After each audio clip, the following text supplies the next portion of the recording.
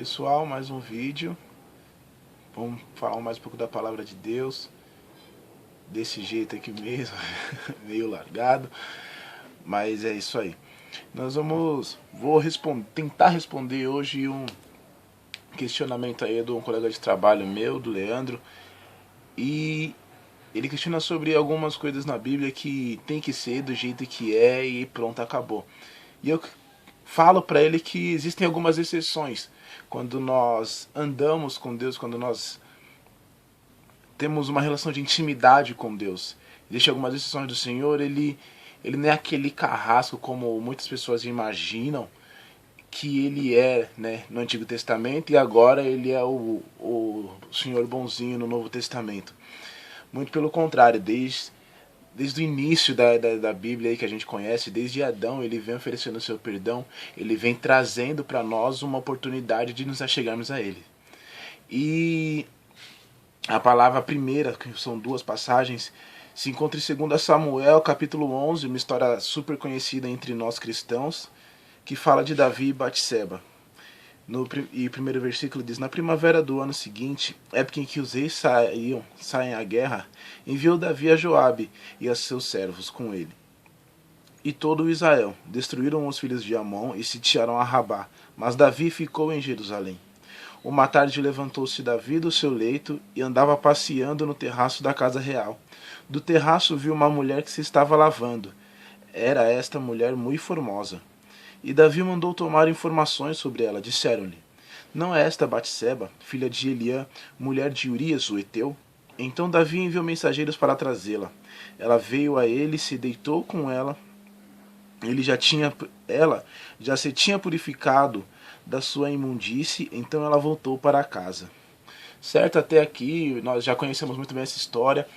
Davi se encontra com Batseba, ele chama ela somente por ele ter visto ela estava se banhando e ele estava lá sem fazer nada, como muitos dizem por aí. Era para ele estar na guerra e ele estava em casa. Davi chama Batseba, os dois eles têm relações, e um detalhe que nós vemos aqui é que ela tinha acabado de sair do ritual de purificação do período de menstruação, porque as mulheres antigamente, aqui no Antigo Testamento, elas tinham esse período, no período de menstruação elas se tornavam imundas, então elas, passado esse período, elas tinham que fazer elas tinham que praticar alguns costumes para se purificar. Ela tinha acabado de sair desse ritual de purificação. Davi a chama e os dois têm relação.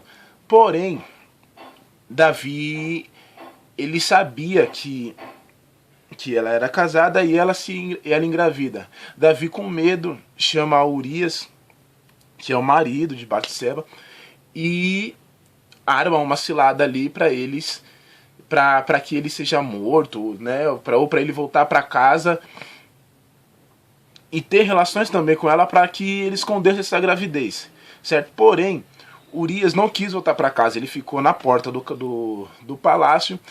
E quando Davi foi questionado, ele falou: como posso eu ir para casa, ter com a minha mulher, enquanto os meus companheiros de guerra estão lá lutando, estão lá dando a vida por Israel? Então Davi manda ele para frente de batalha, porque Davi sabe que ali é o lugar mais perigoso. Então Davi manda ele para frente de batalha, e o que acontece? Claro, Urias é morto. E mais para frente, o profeta Natan, ele vai e ele propõe uma parábola a Davi, certo? Que se encontra aqui no capítulo 12 de 2 Samuel, e diz assim: o Senhor enviou Natan a Davi. Entrando ele a ter com Davi, disse-lhe: havia numa cidade 2 homens, um rico e outro pobre.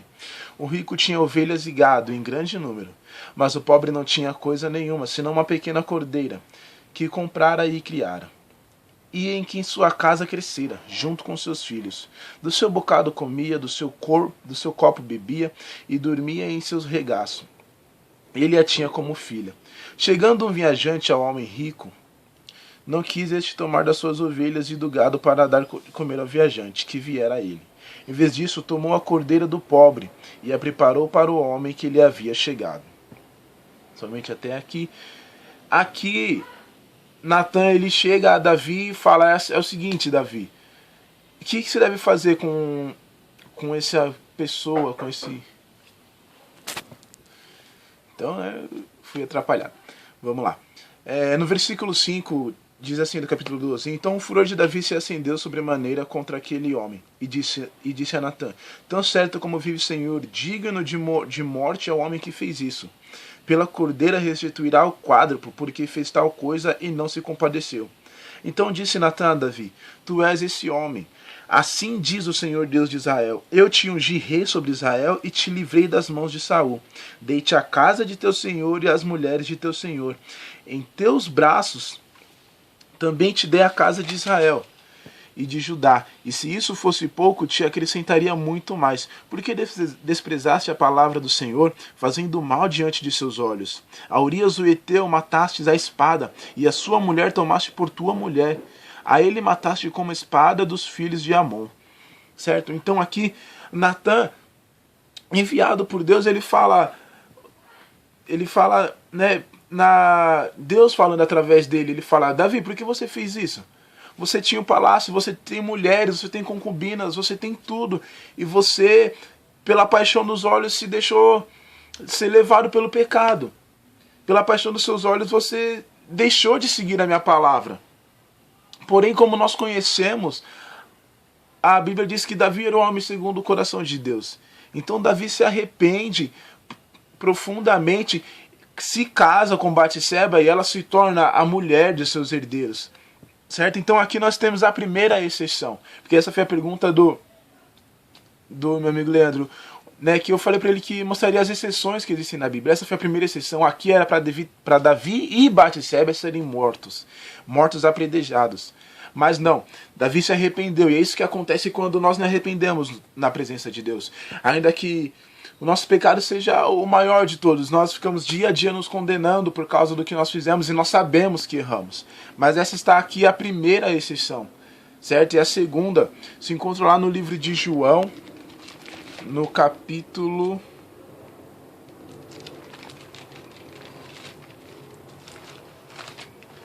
No livro de João, capítulo 8, que também é uma passagem conhecida muito entre nós, e diz assim: a mulher adulta. Certo? Mas Jesus foi para o Monte das Oliveiras. De manhã cedo apareceu de novo no templo, e todo o povo se reuniu em volta dele, e ele se assentou para os ensinar. Os escribas e os fariseus trouxeram a Jesus uma mulher apanhada em adultério, puseram-na de pé no meio do grupo, e disseram a Jesus: Mestre, essa mulher foi apanhada em adultério. Na lei nos ordenou Moisés que tais mulheres sejam apedrejadas. Ora, o que dizes? Eles usavam esta pergunta como uma armadilha, para terem que acusá-lo, mas Jesus se inclinou e começou a escrever na terra com o dedo. Como insistiram na pergunta, ele se endireitou e disse: Aquele que dentre vós está sem pecado, seja o primeiro a lhe atirar uma pedra. Amém? Somente até aqui. Nós vemos aqui a segunda exceção, que eu consegui encontrar. Se vocês tiverem mais algumas, me ajudem, comentem. Mas essas duas foi a que eu consegui me lembrar, que eu consegui encontrar. Aqui essa mulher foi apanhada em adultério. Eles foram questionar Jesus, porque Jesus, sendo judeu, ele não poderia ir contra a lei. Certo? Então eles foram questionar Jesus e falaram: Jesus, o que a gente faz com essa mulher? Ela foi apanhada em adultério, ela foi apanhada em flagrante, flagraram ela. Ela tinha de ser apedrejada. E Jesus diz o seguinte: aquele que não tem pecado que atire a primeira pedra. E a Bíblia diz que foram saindo um a um. E quando a mulher, Jesus se levanta, a mulher estava ali prostrada e Jesus fala: mulher, onde estão os teus acusadores? E ele diz o seguinte: se eles não te acusaram, tampouco eu. Vai e não peques mais. É dessa maneira que Deus trabalha na vida daqueles que se arrependem verdadeiramente. Não adianta você viver no pecado.